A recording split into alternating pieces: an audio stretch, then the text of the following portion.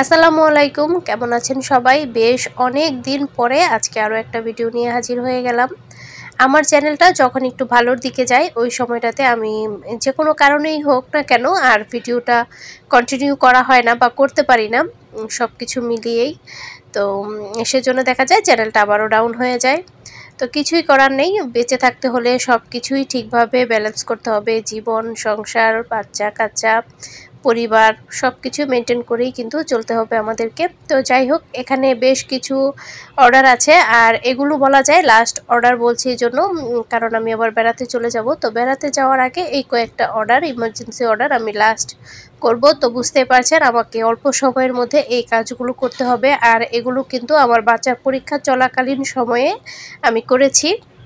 নামের অক্ষরের বিছানার চাদরটা অনেক বেশি ভাইরাল হয়েছে আলহামদুলিল্লাহ। তো আমি অনেকগুলো কাজ করেছি নামের অক্ষর দিয়ে। তো আরও কিছু অর্ডার আছে, তো সেগুলো আমি পরীক্ষার মধ্যেই আমাকে করতে হচ্ছে, যেহেতু পরীক্ষার পর আমি সময় পাবো না। তো বাচ্চাদের পড়াশোনা একদিকে, আমার বিজনেসের কাজগুলো সব কিছু সমান তালে আমাকে মেনটেন করতে হচ্ছে। বেশ অনেকটা প্রেশারই গিয়েছে। আর পরীক্ষার শেষে আমরা শ্বশুরবাড়িতে যাব, তো সেজন্য আমি দ্রুত কাজগুলো শেষ করে নিচ্ছি। জীবনে আমরা পরিশ্রম করব, সফলতা অর্জন করব, কষ্ট করব, যাই করব না কেন পরিবারকে কিন্তু আমাদেরকে অবশ্যই সময় দিতে হবে। পরিবারের প্রাধান্যটা কিন্তু আগে দিতে হয়। তো অনেক দিন পরে শ্বশুরবাড়িতে যাব, গত রোজারিতে গিয়েছিলাম আর এখন যাব। তো আমি কিন্তু অনেক বেশি খুশি। আর শ্বশুরবাড়িতে যেতে আমার বরাবরই অনেক বেশি ভালো লাগে, সবার সাথে দেখা হবে, অনেক দিন দেখা হয় না। তো যাই হোক, এখানে হচ্ছে আমি দুইটা পার্সেল আজকে ডেলিভারি করব। তো এই পার্সেল দুইটা অনেক বেশি ইমার্জেন্সি, আর আপুরা আমাকে বারে বারে ফোন দিচ্ছিল। আসলে এই জিনিসগুলো হচ্ছে মানুষের একটা ইমোশন বলা যায়, বিছানার চাদরগুলো। আবার অনেক আপুরা হচ্ছে এক কালারের চাদর নিচ্ছেন ওনার হাতের কাজ করার জন্য। তো এগুলো সবার ইমোশন, আবেগ বলা যায়। ওনারা নিয়ে নকশি কাঁথা তৈরি করবে, ওনারা অনেক বেশি এক্সাইটেড থাকে, সেজন্য হয়তো আমাকে বারে বারে ফোন দিচ্ছিল। তো আমি ভাবলাম যে শত ব্যস্ততার মধ্যেও আপুদের পার্সেল দুইটা আমি রেডি করে ডেলিভারি করে দিই, তাহলে ওনাদেরও অনেক বেশি হেল্প হবে। যেহেতু আমার জন্য, আমার পার্সেলের জন্য ওনারা ওয়েট করতেছে অনেক দিন ধরে। একটা সময় নিয়মিত হচ্ছে সন্ধ্যার নাস্তা আমি বানাতাম, এখন একদমই সময় পাচ্ছি না। আর আমার হাজব্যান্ড হচ্ছে অফিস থেকে আসার সময় আজকে পিঠা কিনে নিয়ে এসেছে। এই পিঠা কিন্তু আমি বানাই নাই, আমার পিঠা বানানোর এখন একদমই সময় নাই। তো ও প্রতিদিনই দেখা যায় অফিস থেকে আসার সময় এটা সেটা পিঠা নিয়ে আসে বা নাস্তা কিনেই আমরা খাচ্ছি সন্ধ্যার নাস্তাটা প্রতিদিন। তো সন্ধ্যার নাস্তা খাওয়ার পরে এখন হচ্ছে বাচ্চাদেরকে কিছুক্ষণ পড়ালেখা করিয়েছি, যেহেতু পরীক্ষা, দুইজনের পুরো সিলেবাস কমপ্লিট করেছি। আর এখন হচ্ছে আমি রান্না বান্না করতে এসেছি, ওদেরকে লিখতে দিয়ে এসেছি।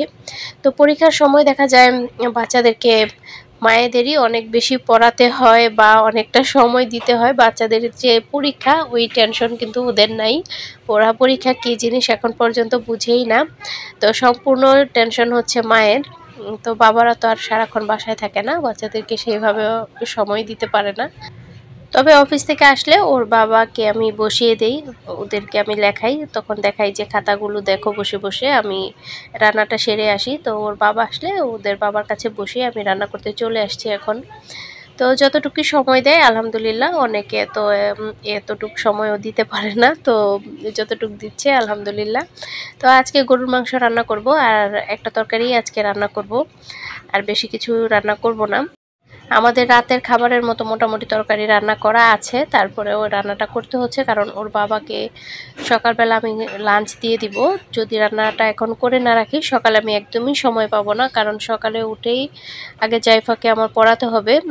আবদুল্লাহ তো উঠে পড়তে চায় না, যেহেতু প্লেতে পড়ে, ওকে নিয়ে অতটা প্যারা নাই, ও সব কিছু পারবে, সমস্যা নেই।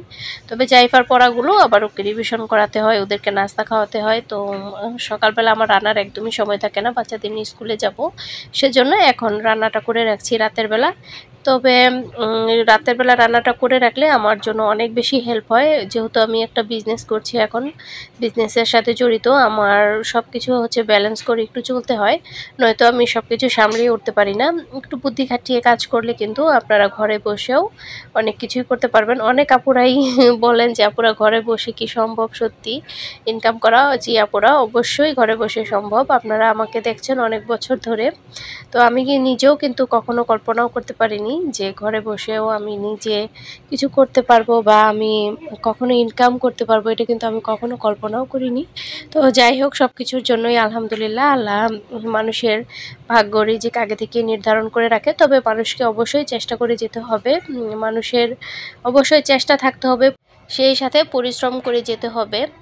সফলতা কখনো একদিনেই আসে না, বা শর্টকাট কখনো সফল হওয়া যায় না। সফলতা অনেক দিন পরিশ্রম করার পরে, ধৈর্য ধরার পরে, অনেক রাত নির্ঘুম থাকার পরেই কিন্তু মানুষের সফলতা আসে। আমি বলছি না যে আমি অনেক সফল হয়ে গিয়েছি, সেরকম কিছুই না। তবে আমি আমার নিজের একটা ছোট্ট পরিচয় তৈরি করতে পেরেছি আলহামদুলিল্লাহ, এটাও আমার কাছে অনেক বড় একটা ব্যাপার। আমি খুবই সাধারণ একটা মেয়ে, খুবই সাধারণ একজন গৃহিণী। আমি ঘরে বসে থেকেই এখন বাংলাদেশের বিভিন্ন জেলায় আমার প্রোডাক্টগুলো পৌঁছাচ্ছি। বলতে গেলে বাংলাদেশের সব জেলাতেই আমার প্রোডাক্ট এখন পর্যন্ত ডেলিভারি করেছি আলহামদুলিল্লাহ। এটা কিন্তু একজন গৃহিণীর জন্য অনেক বড় একটা পাওয়া আলহামদুলিল্লাহ। আর আমি যে এত এত প্রোডাক্ট ডেলিভারি করছি, অবশ্যই আমার প্রোডাক্টগুলো ভালো মানের দিচ্ছি বলেই এক একজন আপু 2বার 3বার করে আমার কাছ থেকে প্রোডাক্টগুলো নিচ্ছেন। আমি সব সময় চেষ্টা করি প্রোডাক্ট ভালো মানের দেওয়ার জন্য, কোয়ালিটি ভালো রাখার জন্য। আমার কম সেল হোক, কম লাভ হোক, সমস্যা নাই, কারণ অনেক বেশি লাভের আমার প্রয়োজন নাই, কারণ এই টাকা দিয়ে আমার সংসার চালাতে হবে না। সেজন্য চিটারি বাটপারি করার আমার কোনো মন মানসিকতা নাই। অল্প আয়ে বা অল্প লাভেই হচ্ছে আমি আমার ব্যবসাটাকে সামনের দিকে এগিয়ে নিয়ে যেতে চাই। সেজন্য অনেক বেশি আমার লাভের প্রয়োজন নাই, অল্প লাভেই কিন্তু আমি সবসময় চেষ্টা করি প্রোডাক্ট দেওয়ার জন্য।